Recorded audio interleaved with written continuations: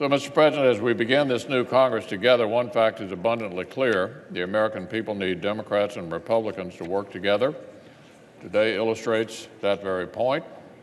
Last November, voters expanded our Republican majority here in the Senate, but ensured that 60 votes will only be attainable by working across the aisle.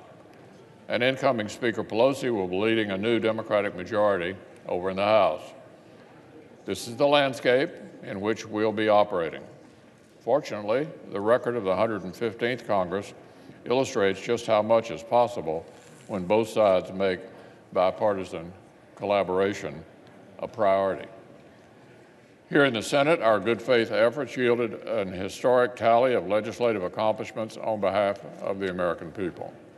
We passed landmark legislation to help heal the wounds of the opioid epidemic. We delivered measures to help lower prescription drug prices and expand access to safe treatments. We reached a major agreement to rebuild America's military and designed VA reforms that will help our nation better keep its solemn promises to the brave men and women who have served. We brought a bipartisan scalpel to financial regulations so that fewer of Main Street's local lenders will get trapped in a maze of Wall Street's rule book. We reasserted a commitment to regular order appropriations. We laid the groundwork for rebuilding American infrastructure.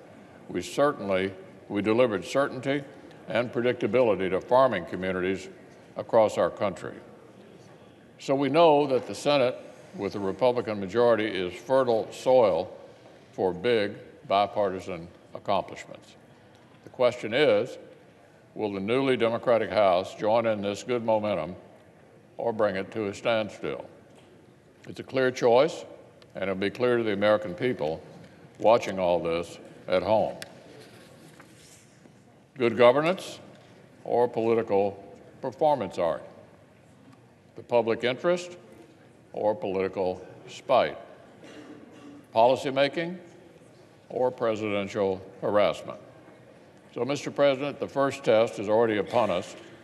Just yesterday, I was glad to join House and Senate leaders of both parties in a meeting with President Trump at the White House to discuss border security and outstanding appropriations. This meeting included a briefing on the urgent crisis at our southern border. The facts on the ground are truly striking.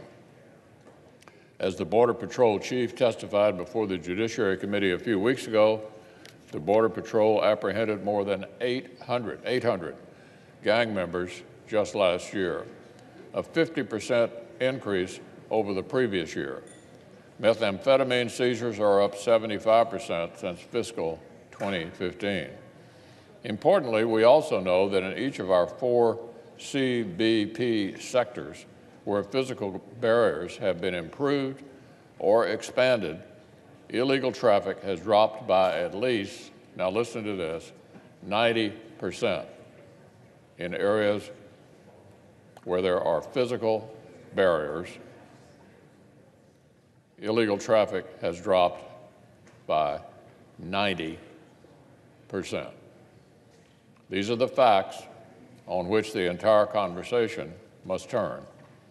And yet, as yesterday marked the 12th day of this ongoing partial government shutdown, our Democratic colleagues seem less concerned with these facts than with their unreasonable political standoff with President Trump. So for the benefit of all involved, let me restate the terms of engagement. In other words, where we are. We need a bicameral, bipartisan, compromise solution. We need an arrangement that can check these 3 boxes. Pass the House, achieve the support of at least 60 senators, and get a presidential signature. This is not complicated. That's how you make a law. The legislation that House Democrats reportedly plan to vote on later today is, in my view, not a serious attempt to check all 3 of those boxes. In fact, it ignores the bipartisan conference negotiations and progress made on these spending bills over the last month. So I would call it political theater, not productive lawmaking. So I've made it clear on several occasions And let me say it again. The Senate will not take up any proposal that does not have a real chance of passing this chamber and getting a presidential signature. So let's not waste the time. Let's not get off on the wrong foot with House Democrats using their platform to produce political statements rather than serious solutions. Let's pick up where we left off and dedicate this 116th Congress to the spirit of bipartisan collaboration to create more victories for the American people.